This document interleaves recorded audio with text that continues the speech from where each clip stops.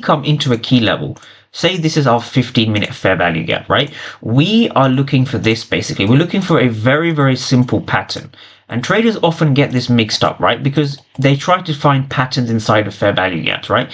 That is wrong. You're not looking for any kind of pattern.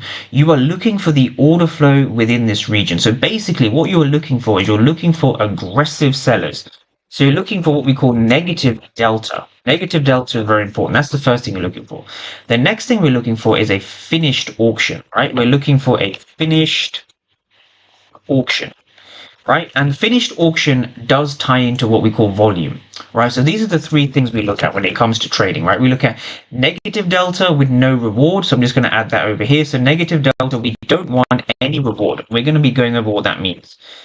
Negative delta, no reward. We want to have a finished auction, and the finished auction specifically will be all the way down here, and also the last final rejection points over here. And we're also looking for a decrease in volume. So basically what we're looking at is as price comes down into the zone, we see a lot of heavy selling volume. So the delta is negative, right? So we're seeing a lot of this negative delta. So this negative delta actually doesn't get rewarded. So we're seeing a lot of aggressive sellers over here. None of them are being rewarded. So when we go to the regular let's go to the footprint chart and understand what I mean by this.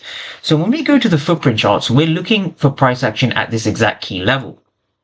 Now, this is what's really interesting. When we go down to the lower time frames, we're basically analyzing this in terms of buyers and sellers. Now, this may look like a lot of numbers, but in reality, it's not. So my ATAS settings, for those who are interested, is you are looking for the delta profile. The delta profile is the most important thing in the trading. And what delta means is the difference between the ask and the bid, right? This is very important. So the bid and the ask represents aggressive sellers and aggressive buyers, and the delta profile represents the difference between the two.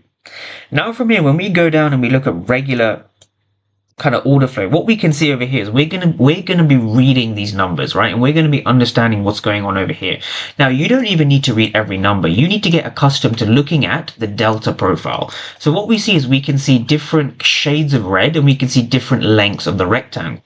So what this shows us is it shows us the magnitude of the difference between the ask and the bid. So when we have a red delta over here, a red delta means it's kind of intuitive to understand that there's more aggressive sellers than there are aggressive buyers. So when we come into this zone, we are seeing a large number of aggressive sellers. If we zoom into these candles, we're seeing a lot of aggressive sellers down here.